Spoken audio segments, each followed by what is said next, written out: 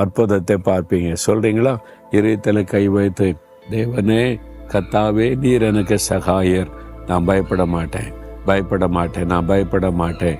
எந்த மனிதர் என்னை சேதப்படுத்த முடியாது, எந்த மனுஷர் எனக்கு தீங்கு செய்ய முடியாது. நீங்கள் எனக்கு சகாயர், அதனால் பயப்பட மாட்டேன். இயேசுவின் நாமத்தில் ஆமேன், ஆமேன்.